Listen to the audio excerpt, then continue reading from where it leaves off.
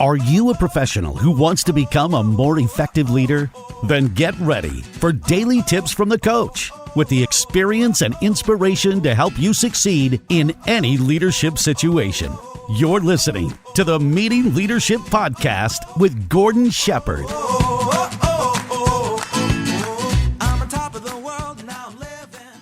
Welcome to another episode of the Meeting Leadership Podcast. My name is Gordon Shepherd, and I want to say thank you so much for being the type of professional who wants to become a great leader that knows how to run outstanding meetings, and you choose the Meeting Leadership Podcast to pick up the tips, the strategies, and the practical advice that you need to do just that.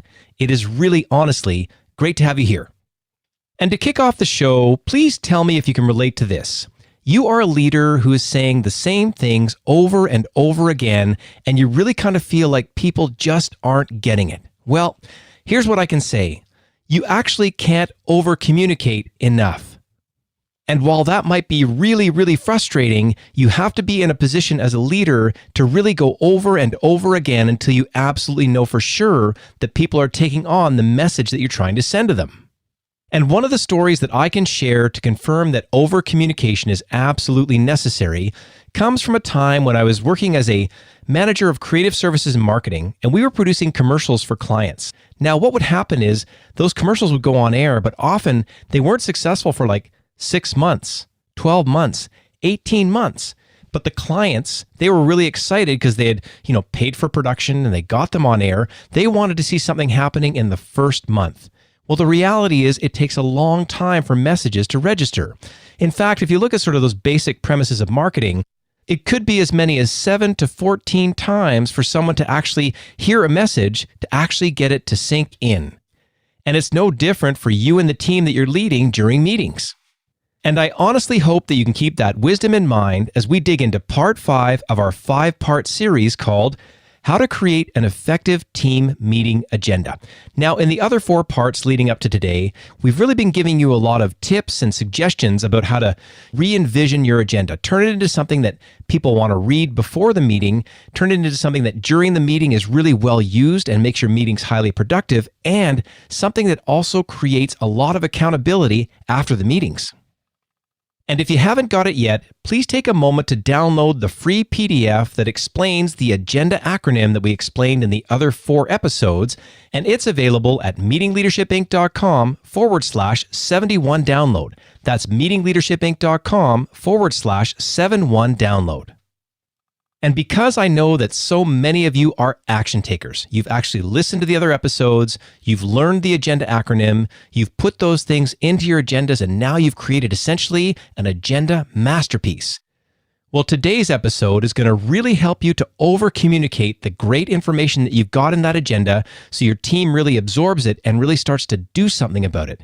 Because like our favorite Hollywood movies that we've been talking about throughout this entire series, you really know about them because they've got great marketing campaigns. So we're going to borrow a few things from their marketing campaigns that you can actually implement to promote your agenda. And the first suggestion that I have to help you promote your agenda is that you actually get out your phone and produce a meeting agenda trailer. And here's what I mean when I say this. Let's say it's a very special thing for you to order lunch for your weekly staff updates meeting. Well, instead of just typing that into your email and sending that out to everybody, you get your phone out, you talk into the phone and you say, guess what? We're ordering Thai food or Indian or whatever your staff's favorite food is. You put that into a little video, you attach it to the email going out, and that's going to start to create buy-in. Now, of course, it's fun to talk about food and that kind of thing, but I think if there's an issue that you really want people to pay attention to, let's say, for example, you've got to really go into that next meeting and come up with some terrific sales ideas because your company is actually in trouble. You could then put a focused message into something that you're talking into your phone about, record that video, and they're going to see that and they're going to see the feeling and the emotion on your face. That way, they'll be primed when they arrive at that meeting and they won't be picking up your emotion for the first time. So I can't say enough about producing a meeting agenda trailer that really takes the best parts of your agenda out and really gets people to pay attention. And the second suggestion that I have for making sure that people pay attention to the agenda is this. Let's say you're preparing an agenda for a really important meeting. Well, what you could do is you could actually print it out and print a copy for each person that's going to be attending the meeting. Then, on the back of each copy, you could write a personal note to each person. And this would really help them to focus on the things that they need to think about in that meeting. And then here's the crazy part. You actually stick it in an envelope, you put a stamp on the envelope, and you mail it to their house. This is a great way to get people's attention. It's obviously pretty extreme and doesn't kind of work for regular meetings, but if your agenda is for a really important meeting, this is a great way to make an impact. And the third suggestion that I have for marketing the agendas that you're going to put a lot of effort into is a tried and true marketing technique, and that is cold calling. Call it pre-interviewing, call it cold calling, call it whatever you'd like, but honestly, do a one-on-one call before the meeting with each person who's going to attend. And this is a great way to find out if your meeting agenda is on track. It's a great way to kind of get the mood of everyone before they actually get into the room and actually say some things to them that are going to inspire them to do their best and be really well prepared for your meeting. And like I said at the beginning of this episode, it may feel like overcommunication is kind of a burden, but if you think about the actual results that you're getting from your meetings right now and the level of meeting engagement with your team, this might be the level that you need to take it to become highly productive. And now I'd like to take a moment to recap the key concepts from the 5 episodes in the How to Create an Effective Team Meeting Agenda series. In part 1, we talked about the importance of meeting agendas and why they are really worth your time to invest in terms of creating highly productive meetings. And we also introduced the concept of using the word agenda itself as an acronym that you can use to spice them up. And then in part 2, we covered the A and the G from our agenda acronym. A stands for attention grabber. And that means that the first thing on your agenda should really get people's attention.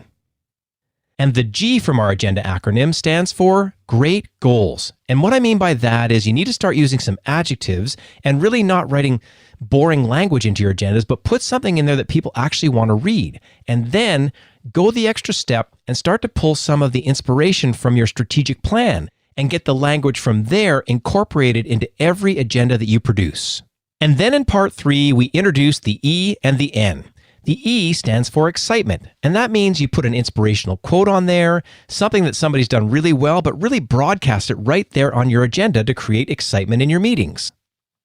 And of course, the N in our acronym stands for navigation tools, or ground rules, or whatever you want to call it, but basically you want to put the rules of engagement, how we behave, right there on your agenda underneath the words navigation tools.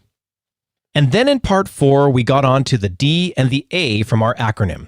Now, I use the D to say decide now, and I recommended that you put those words beside every action item on your agenda and really avoid tabling, avoid carrying things over from one meeting to the next. And the final A in our agenda acronym stands for accountability check-in.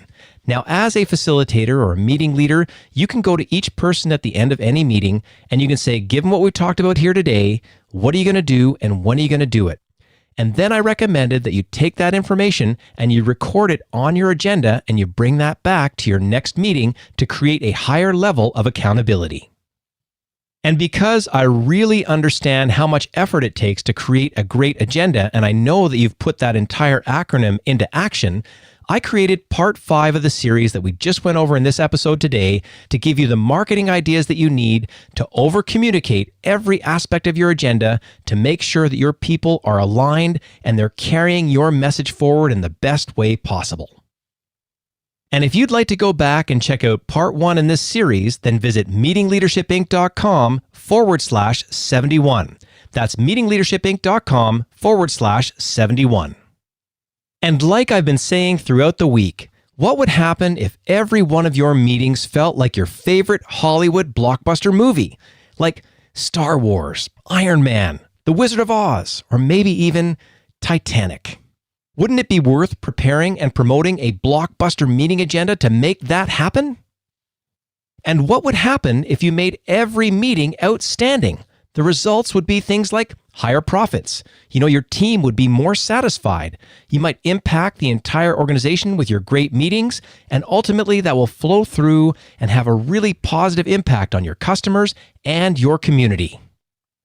And if you've enjoyed this 5-part series called How to Create an Effective Team Meeting Agenda, then I think you're going to really enjoy our 3-part series called How to Be a Good Facilitator.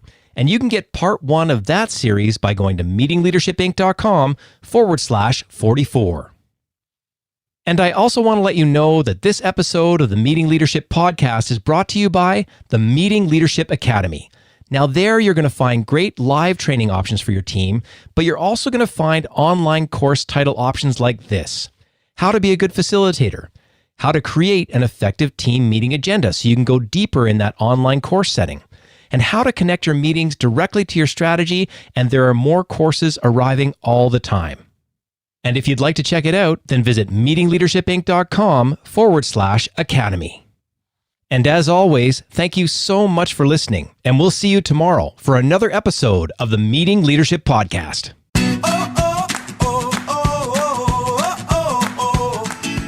Thanks for listening to the Meeting Leadership Podcast. Be sure to subscribe for more strategies to help you become an outstanding leader. And don't forget to rate and review so we can bring you fresh content every day. We'll see you tomorrow, right here on the Meeting Leadership Podcast. I'm on top of the world, now I'm living, and the good just gets better, keeps on giving, not even close to the